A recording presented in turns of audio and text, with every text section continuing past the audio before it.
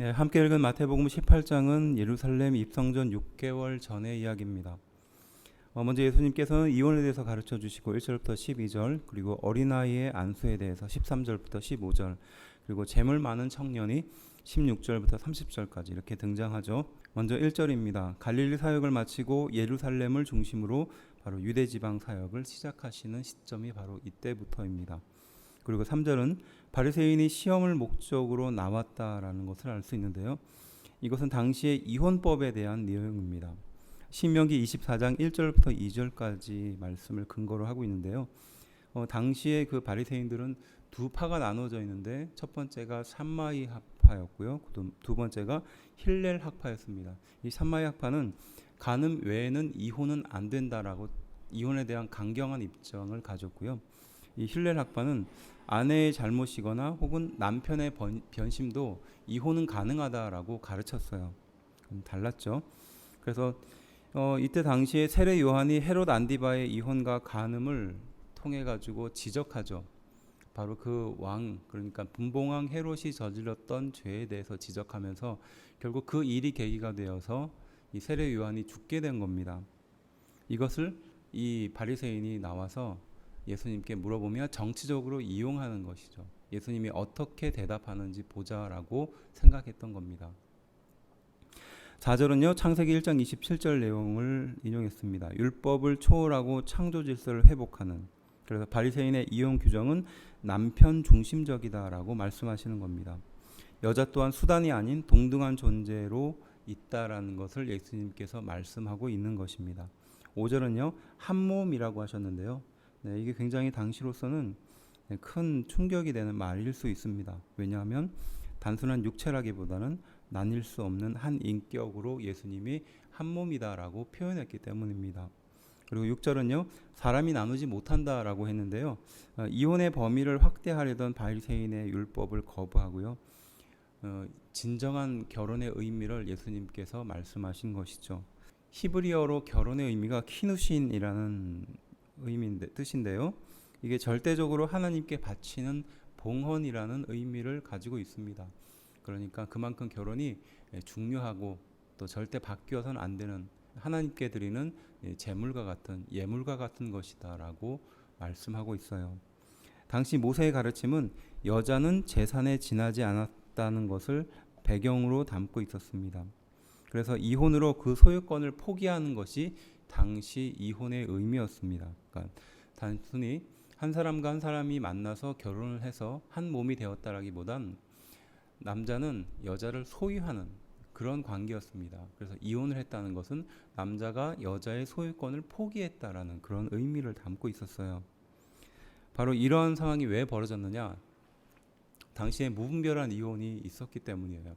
그리고 소유권을 가지고 있었다 생각했기 때문에 남편이 변심을 하거나 기타 여러 가지 이유로 아내를 버리는 경우가 있었습니다.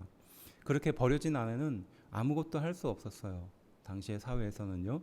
그래서 바로 그 사람이 다른 가정을 꾸릴 수 있도록, 또 다른 남자와 함께 결혼을 할 수 있도록 정당한 이혼 증서를 써주어라라고 말했던 거죠. 그 최소한의 안전장치로서 모세가 말했던 것입니다. 그래서 우리는 모세를 이혼을 장려했던 사람으로 오해하는 것이 아니라 최소한의 안전장치를 만들어 주었던 사람으로 이해할 필요가 있죠. 백성이 얼마나 죄로 인하여 완악해졌는지 바로 이 이혼이라는 제도를 활용했던 것입니다. 그래서 여자를 보호하기 위한 최소한의 안전장치로 이 이혼에 대해서 교훈했던 것입니다. 10절은요. 사람이 장가들지 않는 것이라고 말하며 이혼에 대한 논쟁을 듣고 항의성 질문을 제자들이 했던 거죠. 그렇다면 어떻게 할 수 있느냐라고 항의의 의미를 담고 물어보는 것이 10절이죠. 그러면서 11절은 독신에 대해서 말합니다. 그래서 독신, 혼자 사는 것은 도피가 아니라 하나님의 선물이다라고 말씀하십니다. 하나님의 부르심과 허락이 있을 때 독신도 유익하다라고 말하는 겁니다. 그래서 이 독신이라는 의미는 태로부터, 그러니까 태어나면서부터, 그리고 사람이 만든 또 천국을 위해 스스로라는 의미를 가지고 있어요. 그래서 어떤 생활의 불편함이나 자유롭기 위해서 스스로 독신을 선택하는 것이 아니라 이렇게 태어나면서부터 또 천국을 위해서 스스로 해야 되는 그런 일들이라는 것입니다. 13절부터 14절은요. 당시 인구의 계수에 들지 못했던 어린아이를 하나님 나라의 주인이라고 선포하는 장면을 볼 수 있습니다. 그리고 16절에 어떤 사람이 등장하는데 이게 마가복음 10장 17절하고 누가복음 18장 18절에 동일하게 등장하는데요. 청년 부자였던 관원이었어요. 그러니까 청년이었고 또 돈을 많이 가지고 있었던 부자였고 또 관원, 관직에 있었던 사람이라는 것이죠. 그 사람은 묻습니다. 무슨 선한 일을 하여야 영생을 얻을 수 있습니까? 라고 물어보는 거죠. 바리새인은 영생은 선행으로 얻을 수 있다라고 가르쳤다는 것을 우리는 기억해야 합니다. 그러니까 바리새인은 선행을 하면 영생을 얻을 수 있다라고 가르쳤거든요. 그 가르침을 잘 알고 실천했던 그 사람이 예수님께 물어보는 겁니다. 예수님은 말씀하시죠. 계명을 지켜라 라고 말합니다. 영생은 율법을 지켜야 얻을 수 있다. 영생은 하나님의 말씀을 지켜야 얻을 수 있다라는 예수님의 대답을 들을 수 있죠. 그리고 구체적으로 어느 계명입니까? 라고 물어보죠. 18절에. 그때 18절과 19절에 지금 우리가 알고 있는 10계명의 5번째부터 9번째 계명을 말씀하십니다. 그리고 21절에 내가 온전하고자 할진대 라고 말하는데 내게 아직도 부족한 것이 있다라고 예수님께서 말씀하시는 것이에요. 마가복음 10장 21절은 그렇게 표현하죠. 그래서 내 소유를 가난한 자에게, 그래서 부자 청년이 물질을 나누지 않았을 리가 없을 것입니다. 말씀대로 또 율법대로 그렇게 살았으니까요. 또 가난한 자를 구제했을 것입니다. 하지만 사회적으로 그것을 허용하는 범위의 수준이 아니라 재산을 포기하고 예수님을 쫓을 만큼 그 말씀을 하셨다는 것이죠. 이 말을 들었던 이 부자 청년이었던 이 관원은 어떤 고민을 했을까요? 그래서 22절은 재물이 많음으로 근심하며 갔다라고 표현합니다. 곧 이 말을 통해서 우리가 알 수 있는 것은 청년 부자 관원은 하나님의 말씀을 빠짐없이 지켰지만 재물이 그 마음의 우상으로 자리 잡고 있었다라는 것을 알 수 있죠. 그래서 23절은 부자는 천국에 들어가기 어렵다라고 말씀합니다. 세상적으로 많이 가진 사람은 천국을 소유하기 어렵다라는 말씀이죠. 그래서 24절은 그것을 비유로 약대가 바늘귀에 들어가는 것이다라고 표현한 겁니다. 이것을 바늘귀 문이라고 해서 사람이 허리를 숙여야 들어갈 수 있을 만큼 작은 문을 비유하는 것이다라고 해석하는 것도 있어요. 근데 그렇게 사람이 허리를 숙여야 들어갈 수 있을 만한 작은 문이 있는데 거기에 어떻게 낙타가 통과할 수 있을까요? 그러니까 불가능하다라는 것이죠. 이 말을 듣고 제자들은 충격을 받았을 겁니다. 아니 주변 사람들도 다 그랬을 거예요. 왜냐하면 당시의 사회에서 이 물질적인 축복을 받는다는 것은 하나님으로부터 축복을 받고 있다라는 일종의 상징이었습니다. 그런데 그러한 사람이 천국에 못 들어간다라고 말하니까 얼마나 큰 충격이었겠어요.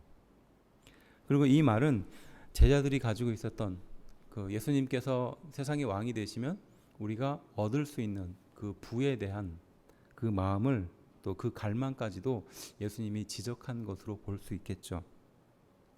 그래서 이 제자들은 물어봅니다. 누가 구원을 얻을 수 있으리까 물어보는 겁니다. 이 조건을 가지고는 구원을 얻을 만한 사람이 없다는 것이에요. 그러니까 어떻게 구원을 얻을 수 있습니까? 율법도 완벽하게 지키고 그랬는데 어떻게 그렇게 구원을 받을 수 있습니까? 라고 물어보는 장면이죠. 그때 예수님께서는 말씀하시죠. 26절 사람으로는 할 수 없으나 하나님은 다 하실 수 있다라고 말씀하십니다. 그러니까 인간의 노력이 아니라 오직 하나님의 능력으로 할 수 있다라고 말씀하시죠. 27절 우리가 무엇을 얻으리까 라고 말합니다.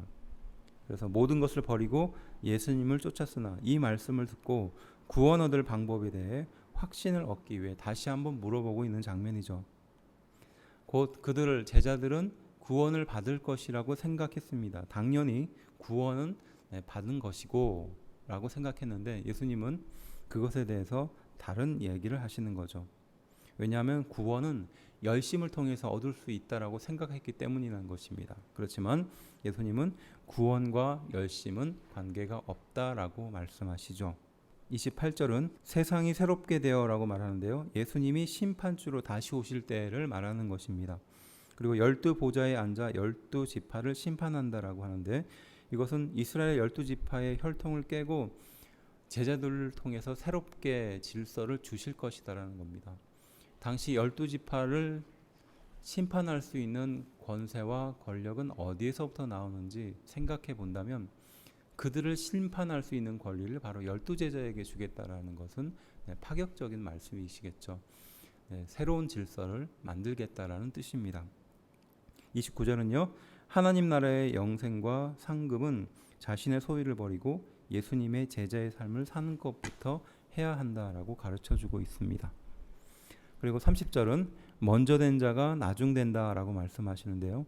이것은 바리새인들의 영생은 선행과 계명을 준수함으로 된다고 가르쳤습니다. 그렇지만 예수님께서는 오직 그분의 은혜를 붙들고 사는 사람이 바로 그 구원을 받게 된다. 그 영생을 얻게 된다라고 말씀하고 있는 것입니다.